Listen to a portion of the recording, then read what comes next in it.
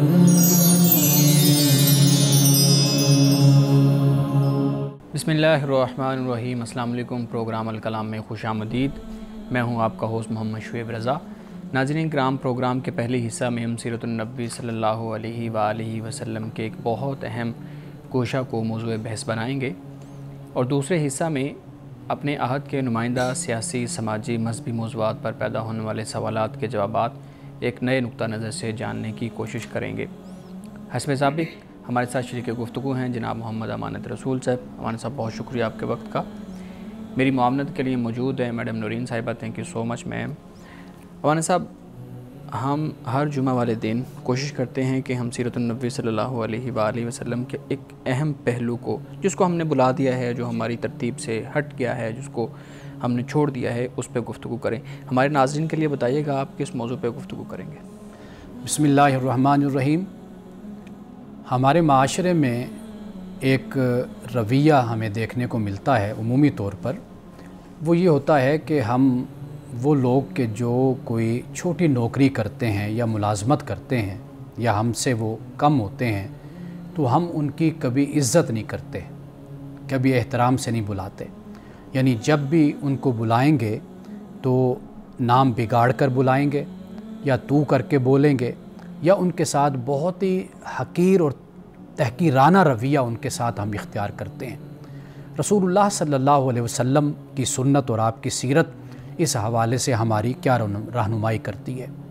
सबसे पहली बात, आपकी सीरत से हमें ये मालूम होता है कि आप हर इंसान को इज़्ज़त दिया करते थे।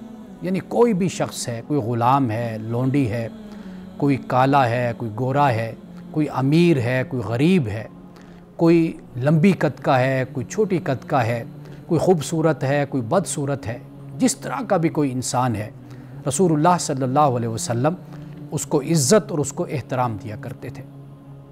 आप सल्लल्लाहु अलैहि वसल्लम बच्चों को भी एहतराम देते थे। एक हदीस के मुताबिक फरमाया कि अक्रिमु औलादकुम, कि अपनी औलाद की इज़्ज़त किया करो। यानी इज़्ज़त करने से मुराद ये है कि उनकी भी इज़्ज़त नफ्स है, उसको कभी मजरूह ना किया करो।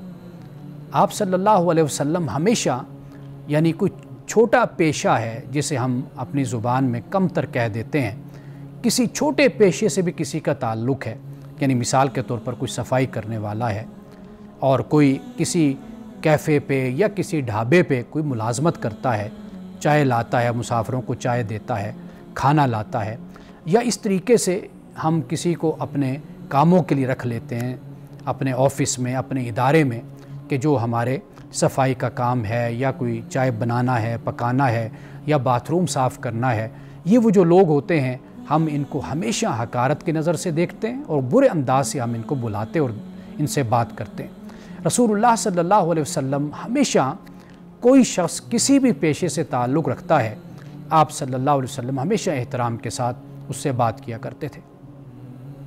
नाज़रीन किराम, अरब के माशरे में जो ग़ुलाम और लोंडी थे, इनसे कमतर कोई नहीं होता था, लेकिन रसूलुल्लाह ने इनको भी जब बुलाया तो आपने कभी भी इनको ग़ुलाम कहकर या इस तरीके के अल्फाज जो थे कि जिसमें एक तकब्बुर का इजहार होता है या दूसरे के लिए छोटेपन का इजहार होता है, रसूलुल्लाह ने कभी उन अल्फाज के साथ नहीं बुलाया था। यानी जो नौजवान, जो ग़ुलाम होते थे, उनको फ़ता कहकर आप बुलाया करते थे, ख़ातून होती तो फ़तातुन, तो आप इन अल्फाज के साथ ख़िताब फरमाया करते थे। यानी हमेशा आपने उन अल्फाज के इस्तेमाल से आपने एवॉइड किया, एराज़ किया, और आपने हमेशा दूसरों को भी इसी बात की तालीम दी कि किसी को कभी भी कमतर न ख्याल करो और किसी की भी बेइज्जती मत करो। और इसी तरह रसूलुल्लाह सल्लल्लाहु अलैहि वसल्लम ने नाम और नसब, इस पर फ़ख्र करने से भी आपने मना फरमाया कि आप किसी बड़े कबीले से ताल्लुक़ रखते हैं, बड़े ख़ानदान से ताल्लुक़ रखते हैं, कोई अमीर ख़ानदान है या किसी पहलू से मशहूर है, तो आपने फरमाया कि इस पर कोई फ़ख्र करने की ज़रूरत नहीं, आपने इससे मना फरमाया। इसलिए कि इंसान की जन्नत और जहन्नम वो ईमान और अमल सालेह की बुनियाद पर है। कुरान मजीद ने भी इसको बयान किया, और ये जो कुछ भी मैं रसूलुल्लाह की सीरत को बयान कर रहा हूँ, ये दर हकीकत कुरान ही का ख़ुलासा है, कुरान ही की तफसीर है, तशरीह है कि कुरान ने कहा इन्ना अक्रमकुम इंदल्लाहि अतकाकुम, کہ بے شک تم میں سے زیادہ عزت والا وہ ہے جو تم میں سے زیادہ متقی اور پرہیزگار ہے، اللہ کا فرمانبردار ہے۔ اب آپ خود دیکھ لیجئے کہ حضرت بلال حبشی رضی اللہ تعالیٰ عنہ جو حبشہ سے آئے تھے، کالے رنگ کے تھے، لیکن اللہ اور اس کے رسول کو پسند اپنے ایمان اور عمل صالح کی وجہ سے تھے۔ ابو جہل کے جو عرب کے معاشرے تھا اور بڑے خاندان کا تھا، لیکن وہ راندہ درگاہ قرار پایا، ناپسندیدہ ہوا۔ اسی طرح حضرت صہیب رومی کو آپ دیکھ لیجئے کہ صہیب رومی جو روم سے آئے تھے، غلام تھے، حضرت عمر فاروق رضی اللہ تعالیٰ عنہ کا جنازہ پڑھانے والے حضرت صہیب رومی ہیں۔ اور اسی طرح سلمان فارسی کو آپ دیکھ لیجئے جو فارس سے آئے تھے۔ تو اسلام میں اس طرح کی کوئی تفریق نہیں ہے کہ آپ کا قبیلہ کون سا ہے، آپ کا علاقہ کون سا ہے، کون سے خطے سے آپ تعلق رکھتے ہیں، آپ کا خاندان کون سا ہے۔ اسلام نے یہ جو فرق ہے، اس کو اونچ نیچ کو اسلام نے مٹا دیا۔ اسلام نے کہا کہ سارے انسان برابر ہیں، اور اگر کوئی کسی پر برتری رکھتا ہے تو وہ اپنے ایمان اور اپنے صالح کی بنیاد پر رکھتا ہے۔ رسول اللہ صلی اللہ علیہ وسلم نے معاف کرنے والا رویہ اختیار کیا۔ اب یہ معافی سب کے لیے ہوتی تھی، یعنی کوئی شخص بڑے خاندان بڑے قبیلے سے تعلق رکھتا ہے، اس سے بھی درگزر فرمایا، اسی طرح کوئی کمتر ہے اس سے بھی درگزر کیا۔ ہمارے ہاں تو یہ ہوتا ہے کہ کوئی بڑا شخص ہے، کوئی غلطی کرے تو ہم اس کو معاف کر دیتے ہیں، وہاں پر اعلیٰ اخلاق کا مظاہرہ کرتے ہیں۔ لیکن جب کوئی ایسا شخص ہو کہ جو ہمارا ماتحت ہو، ہمارے قبضے میں ہو، زیر دست ہو، ہم اس کو سزا دیتے ہیں۔ کیوں؟ اس لیے کہ اس پہ ہمارا اختیار ہوتا ہے۔ رسول اللہ صلی اللہ علیہ وسلم اپنی مجلس میں بھی بالکل کسی قسم کا کوئی فرق نہیں کرتے تھے، سب کو اہمیت دیتے تھے، کوئی بڑا کوئی چھوٹا، جس طرح کا بھی کوئی فرد ہوتا سب کو اہمیت دیتے۔ صحابہ کرام رضوان اللہ تعالیٰ علیہ مجمعین اس بات کو بیان کرتے ہیں کہ آپ صلی اللہ علیہ وسلم کا جو رویہ اور سلوک ایسا ہمارے ساتھ تھا کہ ہم میں سے ہر شخص یہ خیال کرتا تھا کہ جتنی محبت رسول اللہ ہم سے کرتے ہیں، مجھ سے کرتے ہیں، اتنی محبت کسی سے نہیں کرتے۔ تو لہٰذا آج کے اس درس میں جو سبق ہمیں ملتا ہے وہ یہ ہے کہ یہ جو ایک عمومی رویہ ہمارے دفتروں میں، اداروں میں، ہمارے ہوٹلوں پر اور مختلف مقامات پہ نظر آتا ہے کہ ہم ہمیشہ عزت اس کو دیتے ہیں جو اچھے لباس میں ہوتا ہے، جس نے اچھے جوتے پہنے ہوتے ہیں، جو اچھی گاڑی جس کی سواری اچھی ہوتی ہے، جس کا گھر اچھا ہوتا ہے، ہم اس کو بڑی عزت دیتے ہیں۔ لیکن کوئی غریب ہمارے پاس آ جائے تو ہم اس کو عزت نہیں دیتے۔ رسول اللہ صلی اللہ علیہ وسلم نے ہمیشہ انسانیت کا احترام کیا، ہمیشہ با اخلاق با کردار انسان کا احترام کیا، چاہے اس کے پاس مال اور دولت ہے یا نہیں ہے، معاشرے میں اس کا سٹیٹس ہے یا نہیں ہے، وہ بڑے عہدے پر ہے یا وہ نہیں ہے۔ رسول اللہ نے سب کو انسانیت کی بنیاد پر برابر عزت دی، برابر احترام دیا، اور ایمان اور عمل صالح کو در حقیقت معیار بنایا۔ صاحب، آپ نے اپنی گفتگو میں اس ایک حدیث کا حوالہ دیا، اکرموا اولادکم، اپنی اولادوں کو عزت دو۔ یہ اولاد کو عزت دینا کیا ہے، اور ہمارے ہاں جو عمومی رویہ ہے والدین کا وہ کس طرح کا ہے؟ دیکھیے، جو والدین کا عمومی رویہ ہے نا، وہ تو یہ سمجھتے ہیں کہ اولاد کا سب کچھ ہم پر حلال اور جائز ہے، یعنی ہم چونکہ ہم نے پیدا کیا ہے، ہم ان کی پرورش کرتے ہیں، ان کی تربیت کرتے ہیں، ان کے اخراجات اٹھاتے ہیں، تو لہٰذا اب یہ ہمارا حق ہے کہ ہم ان کی بے عزتی بھی کریں، ان کی انا کو کچلیں، عزت نفس مجروح کریں۔ یہ والدین بدقسمتی سے ایسا خیال کرتے ہیں کہ اس کا سب کچھ ہم پر جائز اور حلال ہو گیا۔ اصل جو بات ہے وہ یہ ہے کہ جب رسول اللہ یہ فرماتے ہیں کہ اپنی اولاد کی عزت کرو، اپنے بچوں کی، تو یہاں پر عزت سے یہی مراد ہے کہ آخر اس کی بھی عزت نفس ہے، وہ بھی انسان ہے، تو اس کے بھی جذبات اور احساسات ہیں، تو اس کو اگر کوئی بات سمجھانی ہے تو سمجھانے کا کوئی ڈھنگ، کوئی طریقہ ہوتا ہے تاکہ اس کی عزت نفس بھی مجروح نہ ہو اور تم بھی اپنی بات اس تک پہنچا دو۔ صحیح۔ ناظرین کرام، یہاں وقت ہوا چاہتا ہے ایک بریک کا، ہمارے ساتھ رہیے گا۔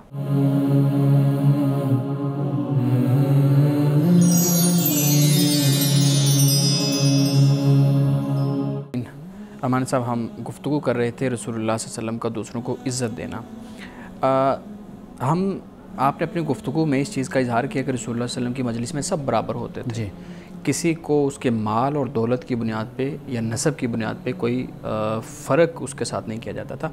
ہم دیکھتے ہیں کہ ہمارے ہاں جو صفائی کا پورا شعبہ ہے پورے ملک میں دیکھ لیں یا اپنے چھوٹے چھوٹے آفسز میں دیکھ لیں، وہ ایک خاص طرح کے ہم نے اس میں بھی مذہبی تفریق پیدا کر دی ہے، خاص طرح کے لوگوں کے لیے، خاص طرح کی کمیونٹی کے لیے. اور ایون ایک بڑی افسوس کی بات یہ بھی ہے کہ جب ہمارے ہاں اخبارات میں اشتہارات آتے ہیں تو اس کے اوپر لکھا ہوتا ہے باقاعدہ طور پہ، اکثر ہم نے دیکھا ہے. تو یہ جو رویہ ہے یہ قابل مطلب اس تقلید ہے، یا اس کی کوئی اس پہ بات کرنی چاہیے یا نہیں؟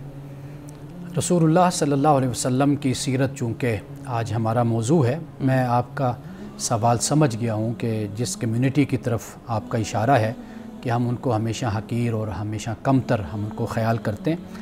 دیکھیے، ایک تو کمتری یہ ہے کہ بھئی مذہب کی بنیاد پر نعوذ باللہ کہ اس کا تعلق چونکہ اسلام سے نہیں ہے، اس کا تعلق کسی اور مذہب سے ہے، تو لہٰذا ہم نے ان کو حقیر خیال کرنا ہے. ایک تو یہ بات ہے. دوسری جو بات یہاں پر ہے نا، وہ یہ ہے کہ ہمارے ہاں خاندانی طور پر بھی لوگ ایک پیشے سے وابستہ رہے ہیں، تو اس بنیاد پر بھی ہم یہ خیال کرتے ہیں کہ یہ خاندانی طور پر کمتر ہیں، کیونکہ ان کا تعلق فلاں خاندان سے ہے، فلاں ذات سے ہے. اسلام نے اس کو بالکل کنڈم کیا، اس کو رد کیا، اسلام نے اس کی مذمت کی ہے. یہ ہم نے در حقیقت اس کو لیا ہے، امپورٹ کیا ہے ہم نے کسی اور سوسائٹی سے، معاشرے سے، سماج سے، کہ جس میں انسانوں میں یہ تفریق رکھی گئی کہ کوئی برہمن ہے، کوئی اس سے کھچتری ہے، کوئی اس سے کمتر، کوئی اس سے کمتر، شودر ہے. تو اسلام میں بالکل اس کی کوئی تفریق نہیں ہے. پیشوں کی بنیاد پر اور اپنے پروفیشن کی بنیاد پر کوئی اسلام میں، مثال کے طور پر ایک موچی ہے، کوبلر ہے، جوتے مرمت کرتا ہے، وہ ایک ایسے شخص سے کہ جو کسی بڑے عہدے پر ہے، اس سے کہیں بہتر انسان وہ ہو سکتا ہے اپنے اخلاق سے، اپنے کردار سے، اپنے تقوی سے. وہ افسر کے جو راشی ہے، مرتشی ہے، رشوت دیتا ہے، رشوت لیتا ہے، جو بددیانتی اور بدعنوانی کرتا ہے، وہ شخص کے جو بیٹھ کر حلال روزی کما کر رات کو 200 500 1000 لے کر جاتا ہے، اللہ کی نظر میں وہ کہیں زیادہ اس سے مکرم اور محترم ہے. تو اسلام کا دیا ہوا معیار بالکل اس سے مختلف ہے جو ہم اپنے معاشرے میں دیکھتے ہیں.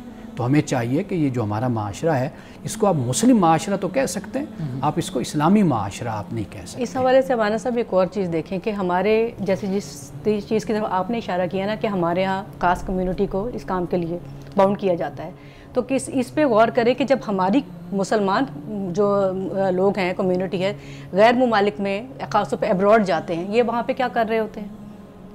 اس چیز پہ غور کریں، وہاں پہ کیا اس طرح کی ڈسکرمنیشن پائی جاتی ہے جو ہمارے ہاں پائی جاتی ہے؟ وہاں تو ہر قسم کا کام مسلمان جا کے کر رہا ہوتا ہے، اور بلکہ ذہن بنا کے جاتا ہے کہ اپنی کشتیاں جلا کے جاتے ہیں کہ ہمیں وہاں پہ واش روم بھی صاف کرنا پڑا تو ہم جائیں گے اور ہم وہاں پہ کریں گے. لیکن ان کے رویے اس طریقے سے نہیں ہیں مسلمانوں کے ساتھ اگر وہ کوئی نچلے درجے کا کوئی کام کیا جا رہا ہے. مولانا صاحب، یہ جو تفریق ہے جس کی طرف میڈم بھی اشارہ کر رہی ہیں، یہ تفریق آپ نے کہا کہ ہم نے کہیں سے ڈرائیو کی ہوئی ہے، کسی خاص معاشرے سے ہم نے اس کو لیا ہوا ہے، لیکن ہم بھی دیکھتے ہیں ہمارے ہاں بھی خاص طور پہ پنجاب کے اندر جو ذات پات کا نظام ہے پورا، جس کی طرف آپ نے بھی توجہ دلائی ہے، اس میں بھی تو ہمیں یہ چیزیں نظر آتی ہیں نا کہ آپ ایک خاص 3-4 کاسٹ، 3-4 ذاتیں ایسی ہیں جن کو آپ نے بہت لو درجہ سمجھا ہوا ہے، ہم نے بہت اس کو جو ہے نا حقیرانہ انداز سے اس کو دیکھتے ہیں. تو ہمارے ہاں تو یہ چیزیں موجود تھیں. ہم جب مذہب کی بات کریں تو پھر ہم کہہ سکتے ہیں کہ کسی سے لیا. دیکھیں، میں نے ایک پہلو تاریخی بھی آپ کے سامنے رکھا ہے نا، یعنی مثال کے طور پر آپ جن کو برتر خیال کر رہے ہیں، اس کی برتری کی وجہ کیا ہے؟ وہ سیاسی پس منظر ہوگا، وہ مذہبی پس منظر ہوگا، وہ معاشی پس منظر ہوگا کہ جس بنیاد پر آپ ان کو سمجھ رہے ہیں کہ اعلیٰ ہیں، برتر ہیں.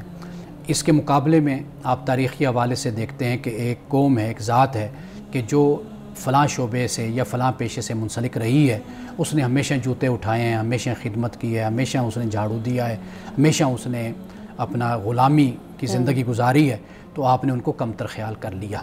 یہی کچھ عرب کے معاشرے میں بھی تھا. تو ہمارے ہاں جو کچھ بھی ہے، میں وہی عرض کر رہا ہوں نا کہ اگر ہم اسلام کی تعلیمات کو دیکھیں گے تو اس میں تو ہرگز اس طرح کی کوئی گنجائش ہمیں نظر نہیں آتی کہ جس بنیاد پر ہم یہ تفریق کریں. یہ چیزیں اپنی معاشرت سے، اپنی تاریخ سے یا اپنے ماحول سے ہم نے حاصل کی ہیں. تو اسلام سے تو اس کا تعلق نہیں ہے. جہاں تک مغرب کی بات ہے، دیکھیے وہ اس حوالے سے کہیں بہتر ہیں ہم سے کہ انہوں نے پیشوں کی بنیاد پر لوگوں میں کسی طرح کمتری اور برتری کو نہیں اختیار کیا. یعنی کہ انہوں نے یہ دیکھا کہ جو کام ہے در حقیقت اس کام کو کرنا اور اس کا جو معاوضہ ہے، اس کی جو مزدوری، اس کی جو خدمت ہے، یہ اس کو ملنی چاہیے، کیونکہ اس نے یہ کام سر انجام دیا ہے.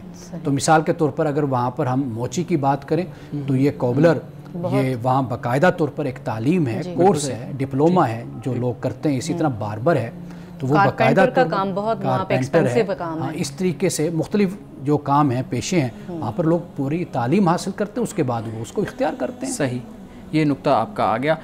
یہاں پہ پھر میں یہ پوچھنا چاہوں گا کہ ایک ہمارے ہاں کانسیپٹ اور نقطہ نظر یہ بھی ہے کہ جو خلافت ہے وہ خاص قریش کے قبیلے کے ساتھ ہے اور اس کو اس میں جاری کیا گیا ہے. اس طرح کی ایک روایت بھی ہمارے سامنے آتی ہے.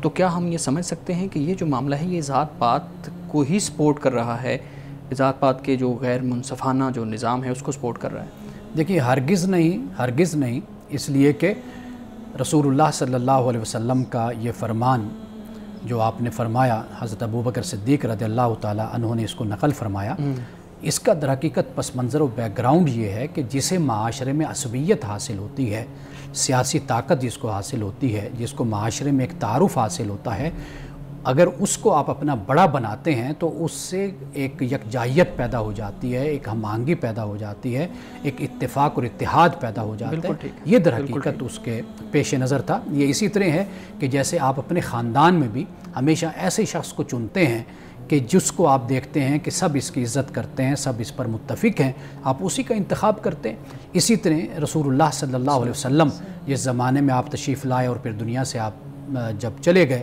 تو قریش کو یہ عصبیت اور یہ طاقت سیاسی حوالے سے بھی حاصل تھی. تو لہٰذا رسول اللہ صلی اللہ علیہ وسلم نے اس وقت حالات کے پس منظر میں یہ فرمایا کہ بھئی قریش سے تم اپنا خلیفہ اور اپنا حکمران چنو. کیوں؟ اس لیے کہ اگر تمہارا امام قریش سے ہوگا تو اس کو عصبیت حاصل ہے, تو تمہارے اندر انتشار اور افتراق نہیں پیدا ہوگا, لوگوں کا اس پہ اتفاق ہے اس وجہ سے. اچھا مولانا صاحب, پھر یہ بھی تو ایک چیز ہمارے سامنے آتی ہے نا, آپ نے کہا کہ نام اور نسب یہ بالکل کوئی چیز نہیں ہے, اس کی بنیاد پہ کسی کو کوئی اہمیت اور فضیلت حاصل نہیں ہے. تقویٰ ہے جس کی بنیاد پہ, ان اکرمکم عند اللہ اتقاکم, آپ نے یہ بتایا. ہمارے ہاں جو سید ہے اس کو اسی نسلی تفاخر کی بنیاد پہ, ایک نسلی عصبیت کی بنیاد پہ ایک خاص قسم کا مقام حاصل ہوتا ہے, اور اس مقام کے ساتھ بھی پھر مختلف چیزیں جڑی ہوئی ہیں. ایون ہم نے اپنا شادی کا جو پورا ڈپارٹمنٹ ہے وہ اس کے ساتھ اس کو جوڑ دیا, اور اس پہ بہت زیادہ بحث ہوتی ہے, پوری پوری کتابیں اس پہ لکھی جا چکے ہیں, مناظرے اس پہ ہوتے ہیں. تو یہ پھر نسلی تفاخر نہیں ہے؟ اسلام میں کوئی سید اور غیر سید کا فرق نہیں ہے. اسلام میں جو معیار ہے وہ ایمان اور عمل صالح ہے, بس یہ معیار ہے. جو ایمان لانے والا ہے اور جو اچھے اعمال کرنے والا ہے, بس اسلام کا یہ معیار ہے. یہ جنتی ہے جو اس کے مقابل ہے ایمان نہیں لاتا, جو اچھے کام نہیں کرتا, نافرمان ہے, فاسق و فاجر ہے, کافر ہے, وہ جہنمی ہے. بس یہ اسلام نے تفریق بیان کی ہے. اسلام میں ہرگز کوئی تفریق نہیں ہے سید کی یا غیر سید کی. صحیح. ایک سوال میرا ہے کہ ابھی آپ صلی اللہ علیہ وسلم کی جب سیرت آپ بیان کر رہے تھے اس میں کبر کی بھی بات ہوئی کہ جو لوگ اپنے اندر تکبر رکھتے ہیں, لوگوں کو کچھ نہیں سمجھتے, تو جو کبر ہے وہ کیا اس شخص میں نہیں آتا ہے کہ جس کے پاس یا تو مال و دولت ہو یا کوئی وصف کا مالک ہو, اس کے اندر کچھ خاص صلاحیتیں ہوں. اگر اس کے مقابلے میں ہم کسی ایسے شخص کو دیکھیں جو مال و دولت بھی نہیں رکھتا, کوئی اس کے اندر کوئی خاص کوئی پرومیننٹ صلاحیت بھی نہیں ہے, تو مطلب اس کو ہم دیکھ سکتے ہیں کہ یہ ایک غریب مفلوق الحال بندہ صلاحیتوں سے بھی محروم اگر وہ ہے, نارمل ہے, تو اس میں کبر کیسے آ سکتا ہے؟ دیکھیے رسول اللہ نے کبر کی تعریف بیان کر دی ہے جو اس حوالے سے ہر مسئلے کو واضح کر دیتا ہے.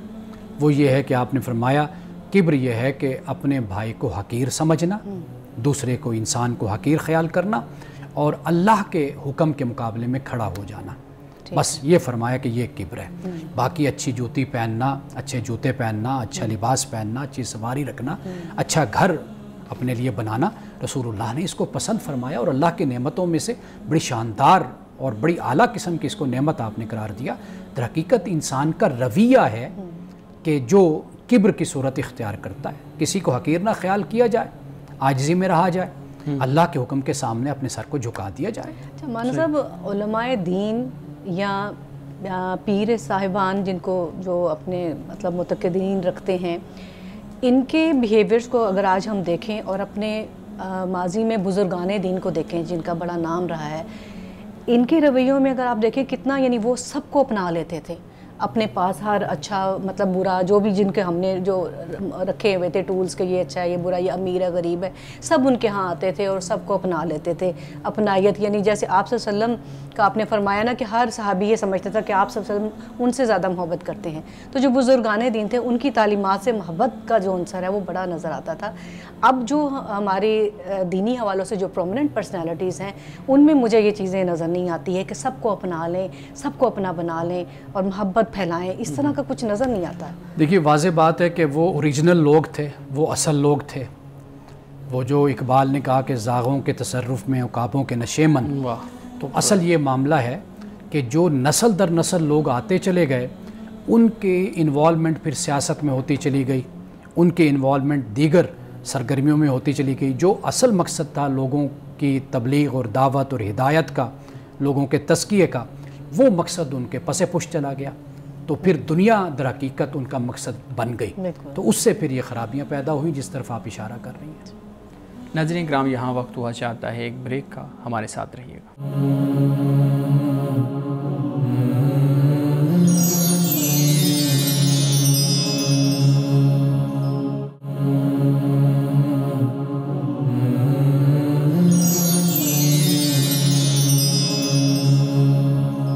پروگرام میں ایک دفعہ پھر خوش آمدید.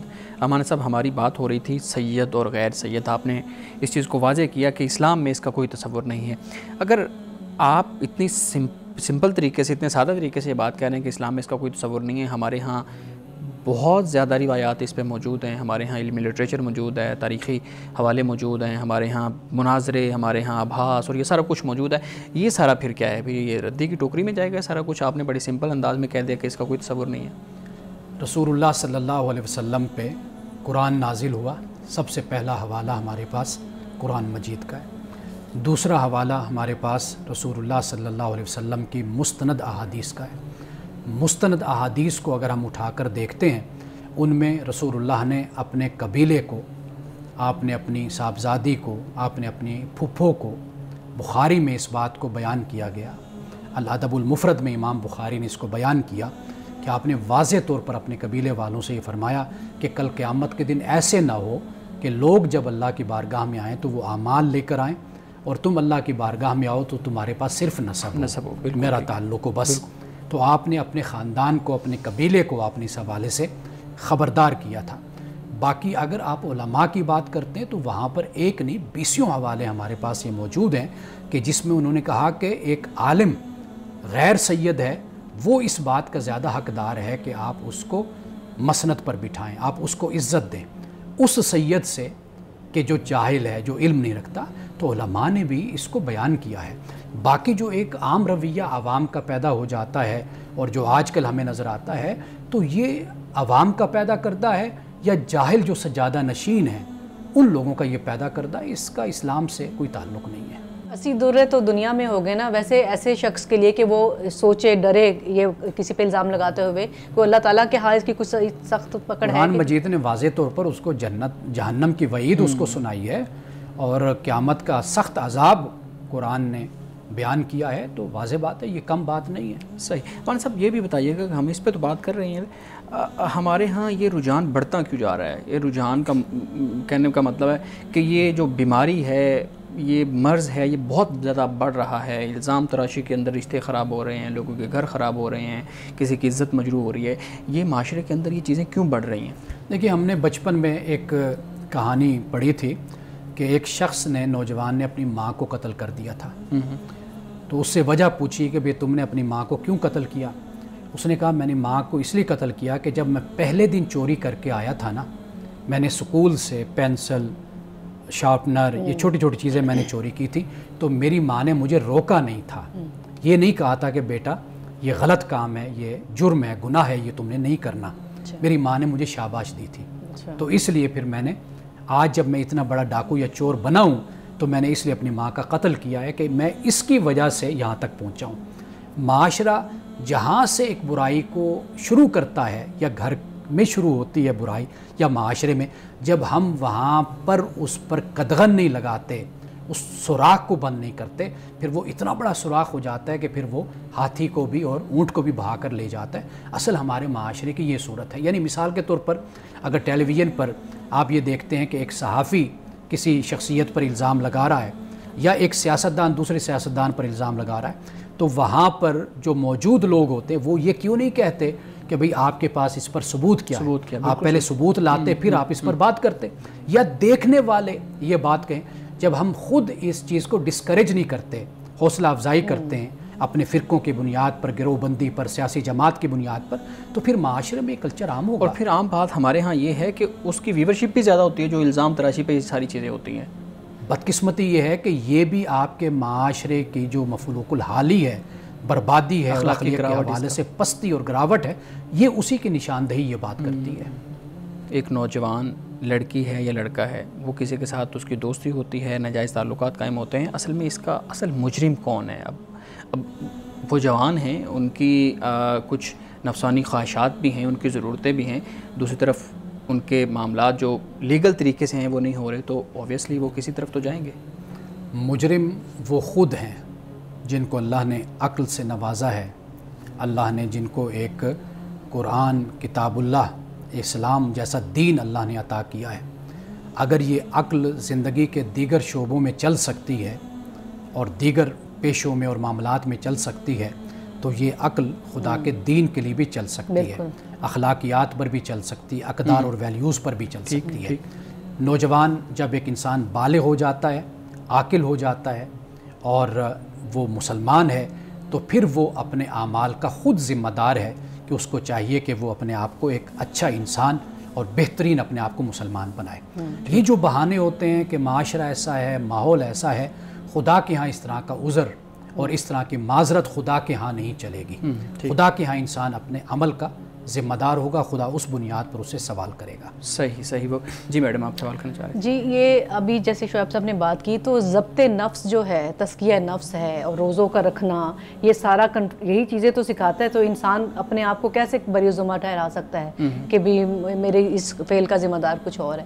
اچھا ہمارا صاحب میرا ایک سوال ہے جبری شادی کے حوالے سے، اس حوالے سے آپ ذرا کچھ رہنمائی فرمائے کہ جو والدین یا رشتہ دار مل کر کوئی فیصلہ کر دیتے ہیں جس میں بچوں کی رضامندی نہیں ہوتی ہے، اس بارے میں آپ۔ جبریہ شادی رسول اللہ صلی اللہ علیہ وسلم کی احادیث، مستند احادیث کا مطالعہ کریں، قرآن مجید کا ہم مطالعہ کریں، جو صیغے اور جو اسلوب اختیار کیا گیا قرآن مجید میں اور خاص طور پر مستند احادیث میں جو ہم پڑھتے ہیں، تو معلوم یہ ہوتا ہے کہ یہ اختیار ہے لڑکا اور لڑکی کو کلی طور پر، کیونکہ انہوں نے زندگی گزارنی ہے، یہ انہی کا فیصلہ ہے۔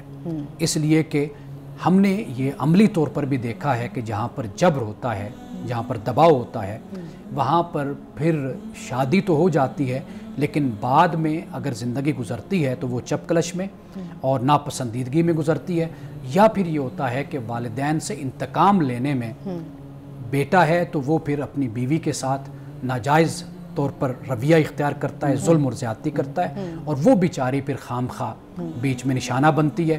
یا پھر یہ ہوتا ہے کہ اگر لڑکی ناپسند کرتی ہے، اس پر جبر کیا جاتا ہے، تو وہ پھر اس کا انتقام اپنے والدین کا اپنے شوہر سے لیتی ہے، ساری زندگی اس کو ستاتی ہے۔ یا پھر یہ ہوتا ہے کہ اس کا اینڈ جو ہے، اس کا انجام پھر وہ خانہ بربادی پر اس کا ہوتا ہے۔ تو لہٰذا قرآن کی روشنی میں اور رسول اللہ کی مستند احادیث کی روشنی میں ہم دیکھتے ہیں کہ اس کا کل اختیار لڑکے اور لڑکی کیوں ہے۔ اچھا یہاں پہ میں ایک چیز پوچھنا چاہوں گا، کیا ہمیں رسول اللہ صلی اللہ علیہ وسلم کی زندگی سے یا اصحاب رسول کی زندگی سے کوئی ایسی مثال ملتی ہے جس میں ہم یہ جان سکیں کہ والدین نے یا کسی بھی رشتہ دار نے زبردستی شادی کروائی اور اس کے بعد اس عورت کو یعنی اس خاتون کو یا اس مرد کو یہ اختیار مل گیا کہ وہ اب اس نکاح کو ختم کر سکے؟ بہت اچھا سوال ہے یہ آپ کا۔ احادیث میں ایک نہیں کئی واقعات کا ہمیں ذکر ملتا ہے کہ آپ صلی اللہ علیہ وسلم کے پاس وہ خاتون آئی، وہ لڑکی آئی کہ یا رسول اللہ میں فلاں سے شادی نہیں کرنا چاہتی تھی، فلاں سے کرنا چاہتی تھی، میرے والد نے زبردستی فلاں جگہ کر دی۔ تو رسول اللہ صلی اللہ علیہ وسلم نے اس لڑکی کو اجازت دی اور کہا کہ تمہاری مرضی ہے، تم اس نکاح کو ختم کر دو، یہاں تک ہے۔ بلکہ ایک جگہ پر تو یہ بھی ذکر ہوتا ہے کہ وہ خاتون آئی لڑکی اور اس نے کہا کہ یا رسول اللہ میرے والد نے اس طرح میرے ساتھ کیا ہے، تو آپ نے فرمایا تمہیں اختیار ہے، لیکن اس نے پھر اس نکاح کو باقی رکھا. آپ نے فرمایا تمہیں اختیار ہے باقی رکھو یا اس کو فسخ کر دو، ختم کر دو اس کو. اس نے اس نکاح کو باقی رکھا اور کہا کہ یا رسول اللہ میں صرف اس لیے آپ سے پوچھ رہی تھی تاکہ عورتوں کو یہ میسج اور پیغام چلا جائے کہ تم اپنی شادی کرنے میں با اختیار ہو، تم پر تمہارے والدین یا بھائی یا چچا کوئی بھی تم پر زبردستی نہیں کر سکتا اور اپنی مرضی سے تمہارا نکاح کسی اور جگہ نہیں کر سکتا. صحیح. تو اس پہ کوئی گناہ بھی نہیں ہوگا اگر وہ اپنا کوئی گناہ نہیں ہے. لڑکی اور لڑکے کو مکمل اختیار ہے، لیکن ایک بات ضرور ذہن میں رکھنی چاہیے کہ آپ ایک معاشرے میں رہتے ہیں، معاشرے کی کچھ اقدار ہیں، کچھ ویلیوز ہیں، کچھ روایات ہیں، ان کو بھی پیش نظر رکھنا ہوتا ہے. لڑکا لڑکی کو بنیادی طور پر اس کا حق حاصل ہے، لیکن دانش کے ساتھ، حکمت کے ساتھ انسان اپنی زندگی میں فیصلے کرتا ہے. لڑکا لڑکی ہوں، انہوں نے رہنا پھر بھی اسی معاشرت میں، اسی خاندان میں، وہ کسی اور پلانٹ پہ جا کر آباد نہیں ہوں گے. لیکن ہمارے معاشرے میں جو یہ انتہا نظر آتی ہے نا، کہ اب دیکھیے کہ 2-4 دن پہلے ایک اتنا سفاکانہ واقعہ ہوا کہ لڑکا لڑکی نے اپنی پسند کی شادی کی تھی اور لڑکی کو اور اس کی کوئی 2-4 ماہ یا 6 ماہ کی بچی ہے، دونوں کو آ کر چچا نے مار دیا، قتل کر دیا، لڑکی کو بھی اور اس معصوم بچی کو بھی. یعنی اس طرح کے جو واقعات ہیں ان کو ہم کیسے اسلام کی روشنی میں ہم سپورٹ کر سکتے ہیں؟ یہ تو بالکل ہی غیر انسانی رویہ ہے. صحیح. مان صاحب آج کی حدیث مبارکہ بیان کیجیے گا. آج کی حدیث ہے، رسول اللہ صلی اللہ علیہ وسلم نے صدقے کے حوالے سے یہ فرمایا کہ بہترین صدقہ وہ ہے جو مالداری کے بعد ہو. یعنی مالداری کے بعد اس سے مراد یہ ہے کہ انسان صدقہ کرے لیکن اس کے بعد بھی اس کے پاس مال رہے. ایسا نہیں ہونا چاہیے کہ اگر انسان کے پاس 100 روپیہ ہے تو 100 کے 100 اٹھا کر دے دے. نہیں، 10 دے دے، 20 دے دے، لیکن اپنے پاس اس کے بعد بھی مال رکھے. رسول اللہ نے فرمایا بہترین صدقہ وہ ہے کہ جو مالداری کے بعد ہو، اور پہلے ان کو اپنا مال دے جو تیرے زیر پرورش ہیں. یعنی فرمایا کہ یہ جو ہے نا کہ گھر کو چھوڑ کر باہر جا کر خرچ کرنا، تو فرمایا کہ پہلے اپنے گھر کا خیال کرو، اپنے بچوں کی ضرورتوں کا خیال کرو، اپنی بیوی کی ضرورت کا خیال کرو، اپنے والدین کی ضرورت کا خیال کرو. یہ جو گھر ہے تمہارا پہلے ان کا خیال کرو. ہاں پھر اس کے بعد باہر خاندان سے باہر جا کر تم صدقہ کرو، انفاق کرو، اس کی اجازت ہے. لیکن یہ رویہ درست نہیں ہے کہ گھر والے تنگ دست ہو جائیں، ان کو کھانے کے لیے کچھ نہ ملے اور تم باہر جا کر صدقے کرتے پھرو. ناظرین گرامی، اس دعا کے ساتھ اپنے پروگرام کا اختتام کریں گے. اللہ رب العزت حسن کلام اور تاثیر کلام عطا فرمائے، ہماری زبان کے گروں کو کھول دے اور سننے والوں تک خیر کا پیغام پہنچے. اجازت دیجیے. خدا حافظ.